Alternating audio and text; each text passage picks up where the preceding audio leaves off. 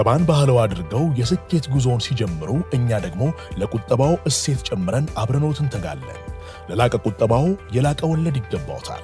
የብርሃን ባንክ የላቀ ቁጠባ ሂሳብ ወይም ፕሪሚየም ሴቪንግ አገልግሎት ደንበኞች ቁጠባቸው እየጨመረ ሲሄድ ባንኩ ጠቀም ያለ ወለድ የሚከፍልበት ልዩ የቁጠባ ሂሳብ አይነት ነው። የላቀ ቁጠባ ሂሳብ አገልግሎት ደንበኛ ከሆኑ ሂሳቦን በቼክ ወይም በሂሳብ ደብተር፣ በኤቲኤም ካርድ ወይም በሞባይል ባንኪንግ አገልግሎት ማንቀሳቀስ ይችላሉ። ዛሬውኑ ወደ አቅራቢያ ወደሚገኝ የብርሃን ባንክ ቅርንጫፍ በመሄድ የላቀ ቁጠባ ሂሳብ ከፍተው ብዙ ይቆጥቡ፣ ጠቀም ያለ ወለድ ያገኙ። ብርሃን ባንክ፣ እንደ ስማችን ብርሃን ነው ስራችን። ተመልሰናል አድማጮቻችን። ቀደም ሲል እንግዲህ ሊቨርፑልን ጉዳይ ተመለከትን። የዋንጫ ፉክክሩን ጉዳይ ደግሞ እንመልከት። በዚህ ሳምንት እንግዲህ ማንቸስተር ሲቲ ከፉልሃም፣ አርሰናል ደግሞ ከብሬንፎርድ ጋር ነው ጨዋታቸውን የሚያደርጉት። ለሁለቱም ቀላል የሚባል ጨዋታ አይደለም፣ ግን ደግሞ ይህን ጨዋታ ማሸነፍና የዋንጫ ፉክክሩ መቀጠል አለበት አይደለ? በሁለቱ ክለቦች መካከል 6 ነጥብ ልዩነት አለው። አንዱ ቡድን የበለጠ የሚጥል ከሆነ የበለጠ የዋንጫ ፉክክሩ ወይ ሊያበቃ የሚችልበት አሊያም ደግሞ ሊጠብ የሚችልበት እድል አለና ትልቅ ሳምንት ነው። ይህንን ጉዳይ እንመልከት። በእርግጥ የዛሬው ብቻ ሳይሆን በቀጣይ የሚደረገውም ጨዋታ እንደዚህ ወሳኝ ነው። ልክ ነው። በተለይ ደግሞ ምን ያህል የዋንጫ ዳይናሚክሱን ማቴሪያሊ እንደሚቀይረው አላቅም፣ ግን ሲቲ ሊቨርፑልን ያሸነፈበት መንገድ ግን ፐርፎርማንሱ ሳይሆን ድራማ ኤሌመንቱ በቡድኑ ስነ ልቦና ላይ የሚጨምረው ነገር አላቅም። የአርሰናል ተጫዋቾች ስነ ልቦና በዛ ያንን ጨዋታ እያዩ ለነበሩ የአርሰናል ተጫዋቾች ምን ማለት እንደሆነ ማወቅ አልችልም። ነገር ግን በጣም ትልቅ ለውጥ ሊያመጣ የሚችል ነው። 3 ነጥብ ነው፣ ልክ ነው። ትልቅ ባላጋራ ላይ የተገኘ ድል ነው፣ ልክ ነው። ግን ኮንሲኩዌንሻል ሊሆን ይችላል። ፔፕን በቀደም አይተሽው እንደሆን ለየት ያለ ባህሪ ያየንበት ሰሞኑን ጋዜጣዊ መግለጫዎችም ላይ በቴክኒክ ስፍራውም ላይ እኛ በቴሌቪዥን በምናያቸው የእሱ ምስሎች ላይ እንደምናየው ቀዝቀዝ የማለት የፕሪሚየር ሊግ የዋንጫ ፍክክር ውስጥ የምር ፋይት የማድረግ ፍላጎት እንዳጣ አይነት ሰው ይመስል ነበር። እንዲያውም ከፉልሃም ጋር ነው አይደል የሚጫወቱት ነገር ክራቨን ኮቴጅ ላይ ከፉልሃም ጋር ተጫወቱ 5-1 እየመሩ 5-4 ሆነው አቻ ሊሆን ጨዋታው የመጨረሻ አንድ ክሊራንስ ያስፈልግ ነበር የዮሽኮ ግቫርዲዮል እና ጨዋታው ካለቀ በኋላ ፔፕ ያንተን ቡድን እንደዚህ ሲሆን ማየት የተለመደ አይደለም። ሁል ጊዜ ጨዋታ በመቆጣጠር የሚደነቅ ቡድን ነው። እንኳን የ5-1 አይነት ርቀት ኖሮት ከዛ ባነሰ ማርጅን ቢሆን ይሄን ያህል አይቸገርም። ምንድነው ችግሩ ተብሎ ሲጠየቅ ምናልባት ያረጀው ስለሆነ ተጫዋቾች እንደ ድሮ አያከብሩኝ መሰለኝ ያለና ፈገግ አለ። በፊት ፐርፌክሽኒስት ለሚባለው ፔፕ ፐርፌክሽኒስት ኦብሰሲቭ ምናምን ለሚባለው ሰው በዛ ጨዋታ ላይ በሁለተኛው አጋማሽ የታየውን ንዝህላልነት በሌሎችም ጨዋታዎች በሁለተኛው አጋማሽ ላይ የሚታዩ ድክመቶችን በእንደዚህ አይነት ዋዛ የሚያልፋል ነበር። በፕሬስ ኮንፈረንሶችም ላይ ቢሆን ጭምር ፐርፌክሽን ስለሚፈልግ ቡድኑ 3-0 አሸንፎ ምናምን በእኛ እይታ ከሚያስገርም ቁጥጥር ጋር ጨዋታውን አሸንፏል ብለን በምናምንባቸው ጨዋታዎች በኋላ ጭምር ደስተኛ አይደለሁም ዛሬ ቡድኑ በተጫወተበት መንገድ ምናምን የሚል ሰው ቀለል አድርጎት ነገሩን እንግዲህ አርጅታል እያሉኝ ቢሆን ነው ተጫዋቾቹ እየሰሙኝ አይደለም ብሎ እንደ ዋዛ ነገሩን አለፈው። ባለፈው ደግሞ ከቶተናም ጋር በነበረው ጨዋታ 2-0 ሲመራ ቆይቶ በሁለተኛው አጋማሽ 2-2 ተለያዩ እና በሁለተኛው አጋማሽ የነበረው ሲቲ ፐርፎርማንስ በጣም አስደንጋጭ ነው። ከዚህ ቶተናም በዚህ አሁን በጣም ከሊድስ ከዌስትሃም በ6 ነጥብ ብቻ ረቋል። የመጨረሻው ወራጅ ዌስትሃም ቶተናምን አይሆን አይተሽ ላለመውረድ እየተጫወተ አይደለም ልታይ አትችይም። በክርስቲያኖ ሮሜሮ 4 ጨዋታ አይኖርም በሚቀጥሉ ጨዋታዎች በዛ ቀይ ካርዱ ምክንያት ብዙ ነገር የተመሰቃቀለበት ቡድን ነው ቶተናም እና ዛ ጨዋታ ላይ በሁለተኛው አጋማሽ እንደዛ ሲበለጡ ምን አይነት አስተያየት ሰጠ? በእንግሊዝ እንግዲህ ምንም ነገር ሊፈጠር ይችላል፣ ሞመንተምን መቆጣጠር በተለይ አይቻልም አለ። ቶተንሃም ኃይለኛ ሞመንተም ላይ ነበር በሁለተኛው አጋማሽ አለ እና እዚህ ላይ ስለ መቆጣጠር አውራ ስለ የኮንትሮል ፍሪክ የሆነው ሰው መቆጣጠር አይቻልም ብሎ ሪዛይን ማድረግ ጀመረ። ነገሩን በተመለከተ በቃ አይቻልም፣ አሁን ኮንትሮል ማድረግ አይቻልም የሚል መልስ ነው የሰጠው። የቶተናምን የሁለተኛ አጋማሽ ሞመንተም ልናቆም እንችልበት እድል አልነበረንም። የፔፕ ቡድኖች እንደ አይነት ሞመንተም እንዲኖር አይፈቅዱም ነበር በፊት እና በሚታይበትም ገጽታ በሚሰጣቸው አስቴቶችም ላይ ቡድኑ ላይ በጣም እንደሚተማመን ሰው አልነበር የሚናገር የነበረው። በቀደም በአንፊልድ ግን በቴክኒክ ቦታ ላይ ያለውን ስሜት ጨምሮ አንድ በጨዋታው ላይ ለምሳሌ የማሸነፊያው ጎል ሲቆጠር በቃ የምሩን ነው የተደሰተው። ከዛ ደግሞ አይተሽው እንደሆነ የጂጆ ዶናሩማ በእንደዚህ አይነት በጣም በሚያስደንቅ ሁኔታ አሌክሲስ መካሊስተርን ሙከራ ሲያድን እሱ ሙከራ ያዳነበትን መንገድ ኮፒ እያደረገ ሚሚክ ማድረግ ነው የሚሉት፣ ልክ እንደዛው ለጠጥ ብሎ ምናምን አሳየ። ልክ እንደዚህ አይነት ስሜት ጨዋታው ካለቀ በኋላም የነበረው ስሜት በጣም ከፍተኛ ነበር። አሁን አንዳንድ ሰዎች ምን ይሉታል? ይህንን ፔፕ ላይ የታየን ስሜት የፔፕ መንቃት ነቅቷል። አሁን የሆነ ጊዜ የሆነ አይነት ፓራሊሲስ ውስጥ ነው የነበረው። በቃ የዋንጫ ፍክክሩን ዝም ብሎ እንደማየት አይነት አክሽን እንዳልወሰደ ሰው አይነት ይመስል ነበር። ፔፕ እንደዚህ በጣም ሲነቃቃ ስቲሙሌትድ ሲሆን በጣም ጥሩ ነው። በቃ ጥሩ መልእክት ያስተላልፋል። ምክንያቱም ያው ይሄ ሲቲ አስደናቂ ዋንጫ ማሸነፍ ታሪክ ያለው ነው አይደል? 12ቱ ተጫዋቾች ግን ፕሪሚየር ሊግ አሸንፈው አያውቁም። ስብስብ ውስጥ ያሉት ያሸነፉ አሉ፣ እንደ ቤርናርዶ ሲልቫ አይነቶቹ፣ እንደ ሮድሪ አይነቶቹ፣ ሃላንድ የተወሰኑ፣ ሩበን ዲያስ የተወሰኑ ዋንጫዎች ያሸነፉ ተጫዋቾች አሉት፣ የተወሰኑ የቡድኑ አባላት። ሁሉም ግን አይደሉም። 12ቱ ዋንጫ አሸንፈው አያውቁም ከሲቲ ጋር፣ ቢያንስ ከሲቲ ጋር። አንዳንዶቹ ከዛ በፊትም አሸንፈው የማያውቁ አሉ። ዶኩ ወይም ሴሜኞ ወይም ሼርኪ አዳዲስ ዋንጫ የማሸነፍ ታሪክ የሌላቸው ተጫዋቾች አሉ እዚህ ስብስብ። 12 ማለት ምን ያህል ኃይለኛ የስኳድ ተርኖቨር እንደነበር ኩዣኖቭ፣ ብዙ ተጫዋቾች መጥቀስ ይችላል። እንደ ኢንስቲትዩሽን በፔፕ ስር ባለፉት ዓመታት የነበረው የበላይነት በጣም የሚያስደንቅ ቢሆንም ዋንጫ የማሸነፍ ታሪክ የሌላቸው ብዙ ተጫዋቾች አሉ። ክለቡ ታሪክ አለው፣ ግን እነዚህ ለዋንጫ እንግዳ ናቸው ብዙዎች ተጫዋቾች። ያ ምናልባት ከሁለቱ አንጻር የዋንጫ ኤጅ ምናምን የቅርብ ጊዜ የዋንጫ የማሸነፍ ታሪክ ይጠቅማል ምናምን እንላለን፣ ግን ያሸነፉ እንዳሉ ሆኖ ያላሸነፉም ከግማሽ የሚሆኑ ተጫዋቾች መኖራቸውን ማስታወስ ያስፈልጋል። አንዳንዶች ነው በእንግሊዝ የማሸነፍ ደግሞ ታሪክ የሌላቸው አሉ። በዛው በሀገር ውስጥ የማሸነፍ ታሪክ የሌላቸው ደግሞ አሉ። ከሌላ ቦታ ይመጣል። እሱም አንድ ግን ትልቅ ኤክስፒሪየንስ ነው እሱ በእርግጥ። ስለዚህ የፔፕን ጋይዳንስ በጣም ይፈልጋል። የተነቃቃውን ስቲሙሌትድ የሆነውን ፔፕን የሚፈልጉበት ጊዜ ነው እና ያ እሁድ ከትላንት በስቲያ ብዙ ስሜቶች የተለዋወጡበት። ምክንያቱም 84ኛው ደቂቃ አካባቢ በእኛ 3 ሰዓት ከ20 ምናምን ላይ አርሰናል በ9 ነጥብ እየመራ ነው። በቃ 84ኛው ደቂቃ ማለት ያው ሲቲ አቻነቱን ጎል ያስቆጠረበት፣ አቻ የሆነበት፣ ወደ ዋንጫ ፍክክሩ ምናልባት የተመለሰበት።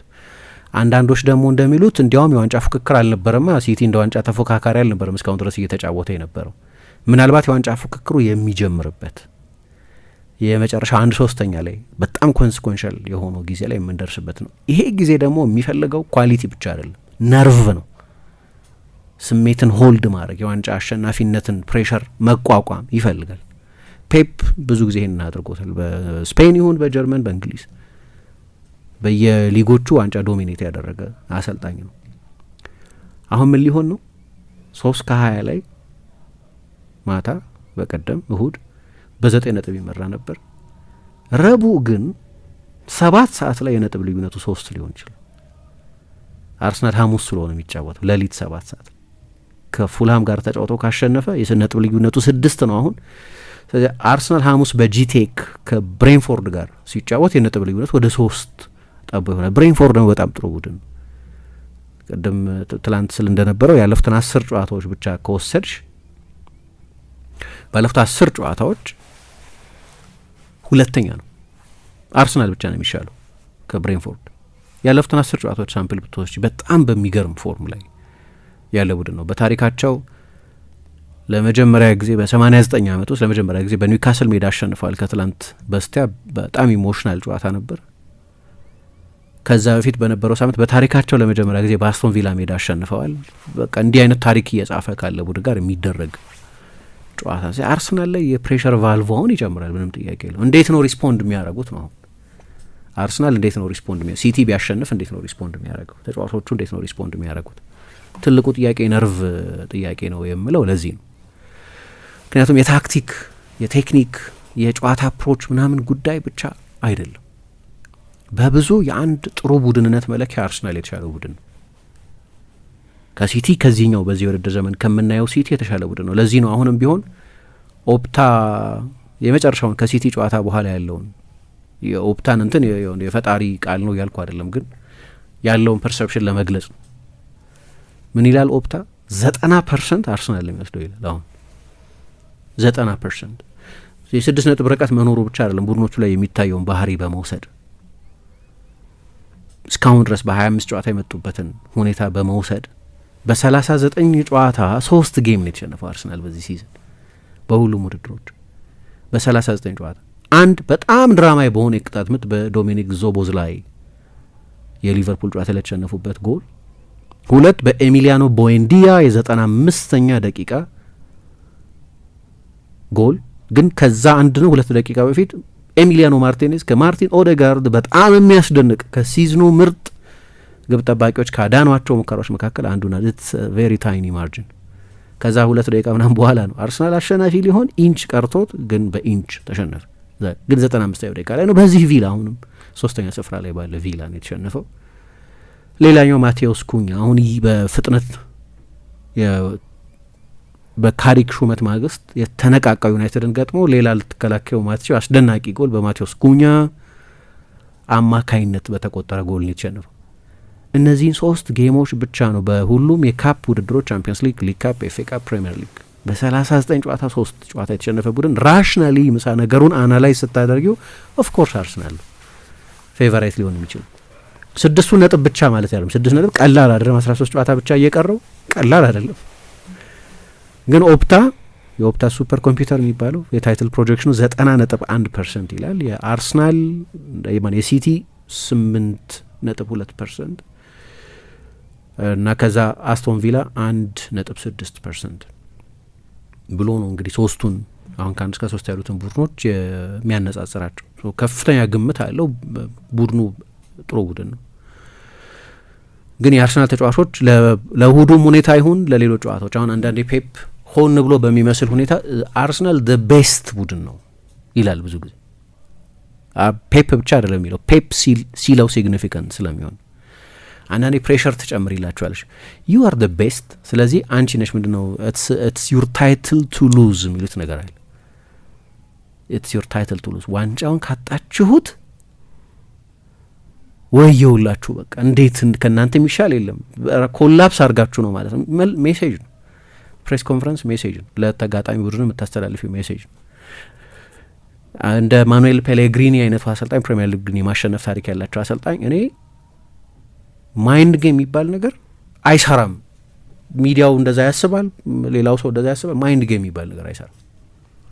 እንደዛ ተሰምቶኛ አያውቅም። እኔ ስንት ዓመት አሰለጠንኩ ከኮሎ ኮሎ እስከ ሪያል ማድሪድ ሲቲንም በኋላ አሰለጠኑ። እኔ ማይንድ ጌም የሚባል ነገር አልሰራም ምናምን። ማይንድ ጌምን የሚጠቀሙ አሰልጣኞች አሉ። ሰር አሌክስ በዚህ በጣም ፌመስ ናቸው። ቬንገር እስኪመጡ ድረስ በተለይ ኬቨን ኪገንን ይሁን የሆነ ጊዜም አልተሳካላቸውም እንጂ ኬኒ ዳልግሊሽ 95 ላይ ብላክበርን ዋንጫ የወሰደ ጊዜ ግን በተለይ የተሸነፉት በዛ ምክንያት አይደለም። አንዳንዴ ታሪክ ዛብቶ የሚጽፋቸው ነገሮች አሉ። ኒውካስል ያንን የኬቨን ኪገንን ድራማዊ ፕሬስ ኮንፈረንስ ከመስጠታቸው በፊት ኒውካስል ኦልሬዲ ያዳለጠው ነበር። ዩናይትድ ይደርስበት ነበር። 12 ነጥብ ኒውካስል ይመራ ነበር። ዩናይትድ ደርሶ ሻምፒዮን ሆኗል። እዛ ላይ ፕሬስ ኮንፈረንሱ መልስ እንዲሰጥ ኢሞሽናሊ ዋንጫ ለማሸነፍ የሚፎካከር ቡድን ውስጥ ሊኖር የሚገባ የስሜት ቁጥጥር ኪገን እንደሌለው አየን። ግን የፋውስቲኞ አስፕሬያ መምጣት በሁለተኛው የውድድር ዘመን አጋማሽ ለራሱ ብዙ ጎል ቢያስቆጠርም የኒውካስልን ዳይናሚክስ ማዛበቱና ሌሎች ማብራሪያዎች ናቸው። ግን ይህንኑ ትሪክ ማን ላይ ደገሙት? ማን ላይ ቀደመው ሞክረውት ነበር? ኬኒ ዳልግሊሽ ላይ ሀገራቸው ሰው ላይ የብላክበርን አሰልጣኝ ነበር እና አንድ ጊዜ ምን አሉ? ሮቨርስ እንደ ዴቮን ሎች ሊሆን ይችላል አሉ። በታይትል ራኒኑ ላይ የዋንጫ ፍክክሩ የጋለ በሚሄድበት ጊዜ ወደ መዳረሻው ሲቃረብ እንደዛ ሊሆን ይችላል አሉ። የፈረስ ግልቢያ ውድል የፈረስ እሽቅድምድም ሰር አሌክስ እና ይሄ ዴቮን ሎች የታወቀ ፈረስ ነው። 1956 የግራንድ ናሽናል ፍጻሜ ላይ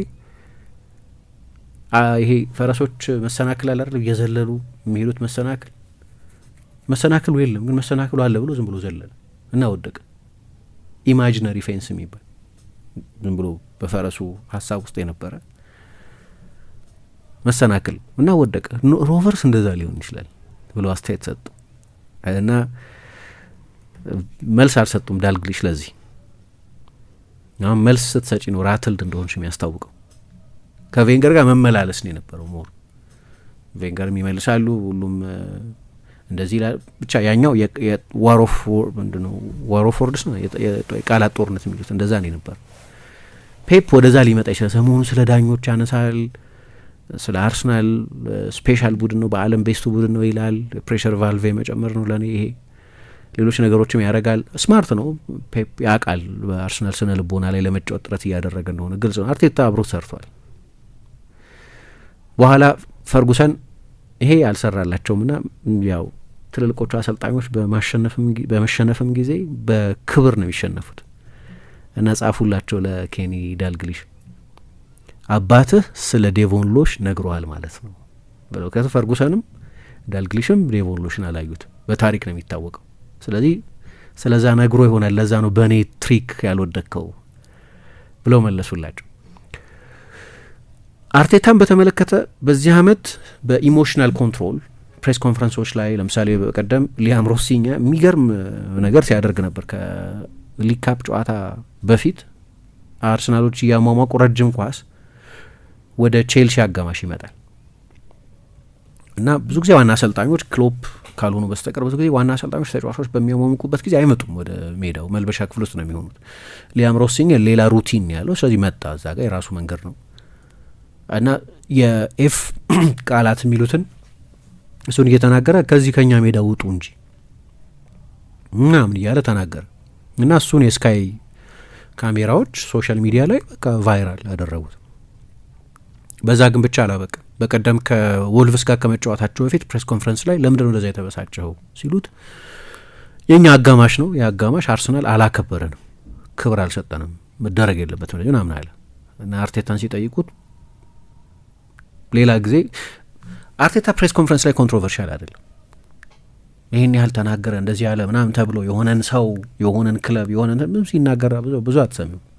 ኢሞሽናል ሰው ነው በቴክኒክ ቦታው ላይ ግን እኔ አይመጣልኝም አርቴታ እኮ እንደዚህ ያለ ዲስሪስፔክት አደረገ ምናምን ተብሎ አትሰሚም።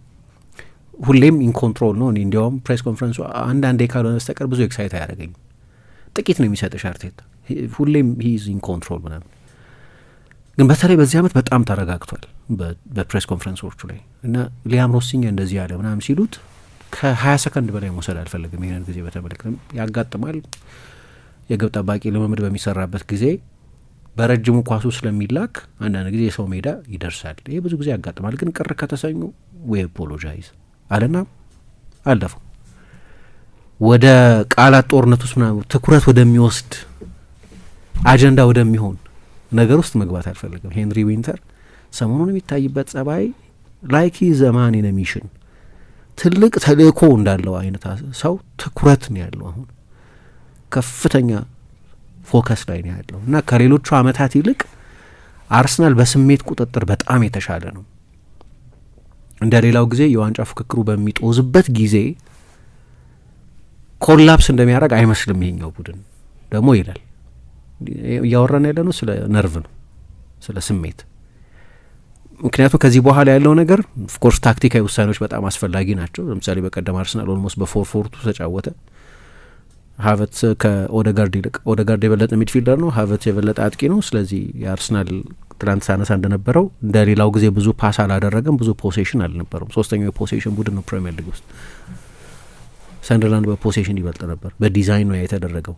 የምታደረጊያቸው አንዳንድ ነገሮች ይኖራሉ ጨዋታ ውስጥ። ኦፍኮርስ ስለ ብሬንፎርድ ያጠናል። ለምሳሌ የብሬንፎርድና የአርሰናል ጨዋታ ደንበኛ የሴት ፒስ ጨዋታ ሊሆን ይችላል። ሁለቱም ደንበኛ የቆሙ ኳስ ቡድኖች ናቸው። ስለዚህ ብሬንፎርድ ላይ እንዴት በሴት ፒስ ጎል ማስቆጠር እችላለሁ፣ የብሬንፎርድን ሴት ፒስ እንዴት ነሊፋይ ማድረግ እችላለሁ፣ ይዘጋጅበታል። ምንም ጥያቄ የለውም። ግን ከዚህ በኋላ ያሉት 13 ጨዋታዎች በአብዛኛው የስሜት ጉዳይ፣ በአብዛኛው ኢሞሽን ሆልድ የማድረግ ጉዳይ ነው የሚሆኑ። አንዳንድ ተጫዋቾች በጣም በጥሩ ፎርም ላይ ተገኝተዋል። አሁን ማርቲን ዙቢሜንዲ ባለፉት 11 ጨዋታዎች በሁሉም ውድድሮች 4 ጎሎች ያስቆጥሯል። የቡድኑ 6 ቁጥር ነው። ባለፉት 6 ሲዝኖች 6 ጎል ነበር ያስቆጠረው። ዘንድሮ ለአርሰናል ብቻ በአንድ ሲዝን 6 ጎል ላይ ደርሷል። ለዲኤም የሚገርም ቁጥር። ዲኤም አይደለም ለነገሩ አሁን እየተጫወተ ያለው የበለጠ ሮቴት እንደሚያደርግ ሴንትራል አማካይ ነው። ዮኬሬስ ከጃንዋሪ በኋላ ባለፈው 40 ቀን 1 ወር ከ10 ቀን የእሱን ያህል ብዙ ጎል ያስቆጠረ የለም። በ8 ጨዋታ 8 የጎል ኮንትሪቢሽን ያለው የበቀደሙ ተቀይሮ ገብቶ ያስቆጠራቸው 2 ጎሎች ጨምሮ በመጨረሻ በጣም ወደ ጥሩ ፎርም እየመጣ ያለ ነው። ሀቨርትዝ ተመልሷል። የሀቨርትዝ ኢምፓክትን ወዲያው ማየት ይቻላል። የበቀደሙ ጨዋታ ላይ የሚሰጣቸው ሌላ አይነት ታክቲካል አማራጭ አለ። በተለይ ለአንዳንድ ትልልቅ ጨዋታዎች ጠንካራ ሰራተኛ ነው። የኮሌክቲቭ አጫወቱ ድንቅ ነው። ከቤንች ማርቲኔሊ በዝምታ በጣም ጥሩ ሲዝን እያሳለፈ ነው። 14 የጎል ኮንትሪቢሽን አለ በዚህኛው ሲዝን። እንደ ድሮ ሁሉንም ጨዋታ የሚጀምር ተጫዋች አይደለም፣ ግን ስታት ዋይዝ ካየሹ በቻምፒየንስ ሊግ ከቶፕ ስኮረሮች መካከል ብዙ ካስቆጠሩት መካከል አንደኛው ነው። በቅርብ ጊዜ እየተደረጉ ባሉት ጨዋታዎች ላይ በተለይ ከቤንች ተነስቶ በተለይ ሰፊ ስፔስ በሚኖርበት ጊዜ ሁሌ እምላለሁ እኔ ሰፊ ስፔስ ተጫዋች ነው ማርቲኔሊ። እነዛን ስፔሶች የሚያገኝ ከሆነ የመጨረሻው 30 ደቂቃ ላይ ለመቆጣጠር ያስቸግራል። ባለፉት 2 ጨዋታዎች አሲስቶች ሰጥቷል። ራይስ የሚገርም ፎርም ላይ ነው ያለው። በነገራችን ላይ 4ቱ ተከላካዮች በቀደም አብረው ጀምረዋል። ሪካርዶ ካላፊዮሪ፣ ጋብርኤል ሳሊባ እና ቲምበር። ጋብርኤል ሳሊባ፣ ቲምበር እና ካላፊዮሪ አብረው በተጫወቱበት ጨዋታ በኤምሬት አርሰናል በሲዝኑ በሙሉ 1 ጎል ነው የተቆጠረበት። 1 ጎል ነው የተቆጠረበት። ስለዚህ ከኋላም አስተማማኝ ነው። አነስተኛ ጎል የተቆጠረበት ቡድን ነው። ቴክኒካሊ በጣም ጥሩ ሁኔታ ላይ ያለ ቡድን ነው። ጥያቄው የቡድን ብቃት ጉዳይ አይመስለኝም። ከዛ ፔፕን፣ ሮድሪን፣ ቤርናርዶን፣ ሃላንድን አይነት ተጫዋቾች፣ ሩበን ዲያስን አይነት ተጫዋቾች ከዚህ ዋንጫ አሸንፈው የማያውቁትን ተጫዋቾች ጋይድ የማድረግ አሁን ኃላፊነት አለባቸው። ምክንያቱም ሲቲ ውስጥ 12 ዋንጫ አሸንፈው የማያውቁ ተጫዋቾች አሉ ካልን አርሰናል ውስጥም በአርሰናል ዋንጫ አሸንፈው የማወቅ ታሪክ ባይኖራቸው እንኳ ግን ዋንጫ አሸንፈው የማወቅ ታሪክ ያላቸው ተጫዋቾች ግን አሉ። ለምሳሌ ዙቢሜንዲ፣ ሜሪኖ፣ ራያ ከስፔን ጋር የአውሮፓ ሻምፒዮኖች ናቸው። ራይስ ዌስትሃም ከ50 ምናምን ዓመት በኋላ የአውሮፓ ውድድር ሲያሸንፍ አምበል ነበር። ዮኬሬስ የፖርቱጋል ሊግ ሻምፒዮን ነበር በ2 ተከታታይ ሲዝኖች። ጄሱስ ከሲቲ ጋር 4 ፕሪሚየር ሊግ አሸንፏል። ሃቨርትዝ ቻምፒየንስ ሊግ አሸንፏል። የቻምፒየንስ ሊግ ፋይናል ላይ የማሸነፊያውን ጎል አስቆጥሩ። ፒየሮ ኢንካፒዬ ከባየር ሌቨርኩዘን ጋር የቡንደስሊጋ ሻምፒዮን። በሌቨርኩዘን ታሪክ ባየርንን መብለጥ ነበረባቸው እና በታሪካቸው የመጀመሪያ ነው። ቁልፍ ድርሻ ነበረው። ዩሪያን ቲምበር 2 ጊዜ የሆላንድ ሊግ ሻምፒዮን። በእንግሊዝ ሻምፒዮኖች አይደሉም ማለት ዋንጫ የማሸነፍ ታሪክ የሌላቸው ተጫዋቾች ናቸው ማለት አይደለም። ዋንጫ ይውሰዱ እንጂ አንዳንዶቹ የአርሰናል ተጫዋቾች ደግሞ በዋንጫ ፍክክር ውስጥ የኖሩ ናቸው። ሳካ ይሁን ኦዴጋርድ ይሁን ማርቲኔሊ ይሁን 2ቱ ተከላካዮች፣ ሌሎቹም የዋንጫ ፍክክር ኤክስፒሪየንስ ደግሞ አላቸው። እነዚህ በጣም ወሳኞች ናቸው። ከዛ መጀመሪያ የካራባኦ ካፕ ፋይናል የሚመጣው ከፕሪሚየር ሊጉ ጨዋታ በፊት በ2 ሳምንት ልዩነት መሰለኝ የሚደረገው። ማርች 22 ነው መጀመሪያ ነው 3 ሳምንት ወይም አካባቢ ኤፕሪል 18 ነው በኤቲሃድ 5 ጨዋታ እየቀረ 2ቱ ቡድኖች የሚገናኙት። እስከዛ ድረስ ሰፋ ባለ ርቀት የሚቆይ ከሆነ በቡድን ጥራት ከሆነ 39 ጨዋታ 3 ጨዋታ ብቻ የተሸነፈ ቡድን ከሆነ እና እነዛንም ሽንፈቶች ቅድም ባነሳቸው ሰርከምስታንሶች ነው የተሸነፈው አርሰናል ዋንጫ የሚያጣበት ምክንያት አይታይም። ግን ሲቲ ከፍተኛ ኤክስፒሪየንስ ያለው ቡድን ነው። አሁን አንዳንድ ሰዎች የሚያነሱት ታሪክ አለ። ምሳ እንደምታውቂው ከዚህ በፊት ምንድነው ሰልፍ ፉልፊሊንግ ነው የሚባል ነገር የአርሰናል ደጋፊዎች እንደዛ የሚያምኑ ይመስላል። አንዳንዴ ነገሩ ሲበላሽ እግር ኳስ ሀሳቦች ላይ የማይሆን ጨዋታ ይጫወታል አንድ ጊዜ እና 2022 23 24 የውድድር ዘመን አርሰናል እኮ እየመራ ሲቲ ወስዶበታል ይላሉ። ኦብጀክቲቭሊ ትክክል ነው። ይሄ አርሰናል መርቶ ሲቲ ሻምፒዮን ሆኗል በእነዚህ ሲዝኖች። ግን እነዛ ሲዝኖች ውስጥ የነበሩት ቡድኖች አንድ አይነት አይደሉም። ሲቲ ለምሳሌ በዛ ሲዝን ትሬብል የወሰደው ደብሮይነ ፒኩ ላይ የነበረበት፣ ጉንዶዋን ፒኩ ላይ የነበረበት፣ ጆንስ የሲቲን ቤስቱን ሲዝን ያሳለፈበት፣ በአውሮፓ ሲቲን የሚቋቋም ቡድን የጠፋበት፣ ባየር ሚኒክን 3-0 ሪያል ማድሪድን 4-0 ራሱ አርሰናልን 4-1 ያሸንፍ የነበረው ሲቲ ነው። ያ ሲቲ ሊቨርፑልን የክሎፕን ቡድን እንደዚሁ ኤቲሃድ ላይ በሰፊ ውጤት ያሸነፈው ሲቲ ነው። ያ ሲቲ በቃ ትሬብል ያሳካው። በእንግሊዝ እግር ኳስ ታሪክ 2 ትሬብል አሸናፊዎች ብቻ ነው የነበሩት። ሲቲ ወደዛ ሲዝን በመጣበት ጊዜ ካለፉት 5 ሲዝኖች በ4ቱ የፕሪሚየር ሊግ ሻምፒዮን ነበር። በመሀል ዶሜስቲክ ትሬብል ሰርቷል። በመሀል ቻምፒየንስ ሊግ ፋይናል ደርሷል። ያ ሲቲ ነው። ይሄኛው ሲቲ ሽግግር ላይ ያለ አዳዲስ ተጫዋቾች ብዙ እያመጣ ያለ፣ ይሄኛውም ሲዝን የትራንዚሽናል ሲዝን የሚመስል ሲዝን። ያኛው አርሰናል ደግሞ የመጨረሻዎቹ የሲቲ የመጨረሻዎቹን 3 ሲዝኖች ብቻ ልንገርሽ ምስል ከዛ ሲዝን በፊት የመጨረሻዎቹ 3 ሲዝኖች ላይ 198-93 ነጥብ ይዞ የመጣ ነው። ከዛ ሲዝን በፊት በዛ ሲዝን 91 ነጥብ ይዞ ነው የጨረሰው ነው 89 ነጥብ። ቢፈልጉ 91 ምናምን ሊያደርሱት ይችሉ ነበር። የመጨረሻዎቹን ጨዋታዎች ከተማ ውስጥ ያለውን ቢራ ሁሉ ጠጥተን ምናምን ያለበት ሰሞን ማለት ነው ፔፕ። እነዛ የመጨረሻዎቹ 3 ሲዝኖች በእንግሊዝ እግር ኳስ ታሪክ ከ6ቱ ብዙ ነጥብ አንድ ቡድን ይዞ ከጨረሰባቸው ሲዝኖች ከ6ቱ 3ቱ የሲቲ ናቸው። በነዛ 3 ሲዝኖች አርሰናል ወደ 2022-23 የውድድር ዘመን ሲመጣ 8ኛ 5ኛ ሆኖ ነበር የመጣው። ስለዚህ ኦፍኮርስ ሲቲ አድቫንቴጅ ነበሩ። የኢሎ ሬቲንግ የሚባላል በጣም ክብር የሚሰጠው የክለቦችን ሁኔታ የሚገመግም ነው። ኢሎ ሬቲንግ በ2023 ሲቲን የአውሮፓ አንደኛ ብሎ ያስቀምጠው ነበር።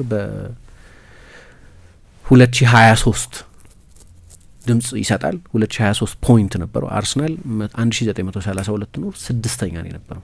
አሁን አርሰናል አንደኛ ነው፣ ሲቲ 3ኛ ነው በኢሎ ሬቲንግ። በጣም በተለያየ ሁኔታ ውስጥ ሆኖ ነው ወደዚህኛው ሲዝን የሚመጡት። ስለዚህ አርሰናል ደጋፊዎች ይሰጉታል። ዋንጫ እስካልወሰድሽ ድረስ ያለ ፍርሃት ነው። ሰልፍ ፉልፊሊንግ የሚባለው በቃ የሆነ ነገር ጥሩ ሲሆን በቃ ጥሩ ሊሆንልኝ ነው ብሎ በብዙ መመኘት፣ ነገሩ ሲበላሽ ደግሞ በኤምሬትስ የምንሰማው ይሄ ነገር በጣም አደገኛ ነው ብሎ ያለ ልክ መስጋት ማለት ይሆናል። ያለ ልክ መፍራት ማለት ይሆናል። ከዛ ደግሞ እኔ ብዙ ጊዜ ማልቀበለው ከዚህ በፊት ቦትል የማድረግ ታሪክ፣ አርሰናል እኮ እንደዛ አይነት ታሪክ አለው። እየመራ ብዙ ዋንጫ የማጣት ታሪክ አለው በዋንጫ ፍክክር ውስጥ። ይሄ እውነት አይደለም። አሁን ያኛው ሲዝን ማርች ላይ የመሩበት ምክንያት አርሰናል በነገራችን ማርች የሆነበት ምክንያት ማርች ላይ ነው 25ኛ ሳምንት የተደረገ፣ ምክንያቱም የዓለም ዋንጫ ነበር በመሀል። ስለዚህ ሲዝኑ ረዘም ያለን አንድ ወር ከምናምን ተቋርጦ ነበር። ማርች ላይ እኮ ሁሉ መርቶ እኮ ነው ዋንጫ ያጣውናን ይላል ሰው ነው። 25ኛው ሳምንት ማለት ነው ማርች ማለት አሁን ያሉበት ማለት ነው። ያኔ 5 ነጥብ ርቀት ነው የነበራቸው፣ አሁን 6 ነው። ኦኬ ግን ከነጥቡ በላይ ለእኔ የነጥብ ርቀቱ ኢማቴሪያል ነው፣ ቡድኖች ውስጥ ያለው ጥንካሬ ነው ዋናው። እና ከ2024 ጀምሮ አርሰናል ጃንዋሪ ላይ ከ2004 ማለፈው 22 ዓመት ማለት ነው አርሰናል 5 ጊዜ ብቻ ነው ጃንዋሪ ላይ ፕሪሚየር ሊግ መሪ የነበረው። ማርች ላይ 2 ጊዜ ብቻ ነው ፕሪሚየር ሊጉን የመራው። ኤፕሪል ላይ 1 ጊዜ ብቻ ነው ፕሪሚየር ሊግ የመራው። አሁን የ2022-23 ሲዝን ማለት ነው። ሳትመሪ ቦትል ታደርጊያለሽ? ረጅም ጊዜ እኮ ያንጫ ፍክክር ውስጥ አልነበረም አርሰናል። ቦትል ማድረግ የሚል ናሬቲቭ ከየት ነው የሚመጣ አይገባሽ። ሜቢ አርሰናል ፕሪሚየር ሊጉን መውሰድ የነበረበት 2016 ላይ ነው። ያ ሌስተር ዋንጫ የወሰደው ሲዝን 2ኛ ሆኖ ጨርሷል አርሰናል። ግን በዛ ሲዝን ሌስተር 3 ጌም ነው አመቱ ሙሉ የተሸነፈው። ከመጨረሻዎቹ 20 ጨዋታዎች በ20 ጨዋታ 60 ነጥብ ነው ማክሲመም የምታገኘው። ከ60 50 ነጥብ አግኝቷል ሌስተር። የሲቲ ሲዝን ማለት ነው። ኦልሞስት 100 ነጥብ የወሰዱበት ሲዝን አልነበር? በ20 ጨዋታ 50 ነጥብ ማለት ኦልሞስት በሲዝን 98 ነጥብ ምናምን ማለት ነው። ምንም ማድረግ አይቻልም ሌስተር ስለሆነ ካልሆነ በስተቀር የሲቲ አይነት የሞሪኞ የኮንቴ ቼልሲ ያሳለፉትን አይነት ሲዝን እያሳለፈ ነበር የራኒሪ ቡድን። ግን ደግሞ ሲቲ ነው፣ ጓርዲዮላ ነው አሰልጣኙ። ከምንጊዜም ታላላቅ አሰልጣኞች መካከል አንደኛው ነው።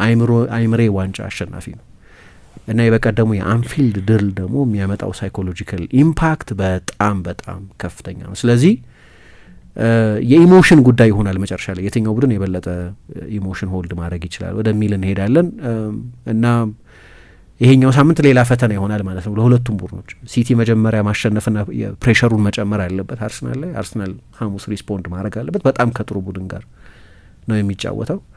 ከዛ ኤፍኤ ካፕ ይመጣል መሰለኝ። ከዛ እንደገና ይቀጥላል ፉክክሩ። ሲቲ ከሚቀጥሉት ጨዋታዎች መካከል 3ቱን በሜዳው ነው የሚያደርገው። አርሰናል ከሚቀጥሉት ጨዋታዎች መካከል 3ቱን ከሜዳው ውጭ ነው የሚያደርገው። ስለዚህ ኢኩዌሽኑ ሁሉ የተለያየ ነው። እና እንኳን አላለቀ ለገለልተኛ ተመልካች እንደዚሁ በየሳምንቱ እንድንጠብቀው የሚያደርግ ይመስለኛል። አድማጮቻችን ለዛሬ ነበረን ቆይታ ይህንን ይመስል ነበር። ሌሎች ፕሮግራሞች ካረፊም ወደ እናንተ ይደርሳሉ። መልካም ቆይታ ይሆንላችሁ። ቁጠባን ባህለው አድርገው የስኬት ጉዞውን ሲጀምሩ እኛ ደግሞ ለቁጠባው እሴት ጨምረን አብረኖት እንተጋለን። ለላቀ ቁጠባው የላቀ ወለድ ይገባዎታል። የብርሃን ባንክ የላቀ ቁጠባ ሂሳብ ወይም ፕሪሚየም ሴቪንግ አገልግሎት ደንበኞች ቁጠባቸው እየጨመረ ሲሄድ ባንኩ ጠቀም ያለ ወለድ የሚከፍልበት ልዩ የቁጠባ ሂሳብ አይነት ነው። የላቀ ቁጠባ ሂሳብ አገልግሎት ደንበኛ ከሆኑ ሂሳቦን በቼክ ወይም በሂሳብ ደብተር፣ በኤቲኤም ካርድ ወይም በሞባይል ባንኪንግ አገልግሎት ማንቀሳቀስ ይችላሉ። ዛሬውኑ ወደ አቅራቢያ ወደሚገኝ የብርሃን ባንክ ቅርንጫፍ በመሄድ የላቀ ቁጠባ ሂሳብ ከፍተው ብዙ ይቆጥቡ፣ ጠቀም ያለ ወለድ ያገኙ። ብርሃን ባንክ፣ እንደ ስማችን ብርሃን ነው ስራችን።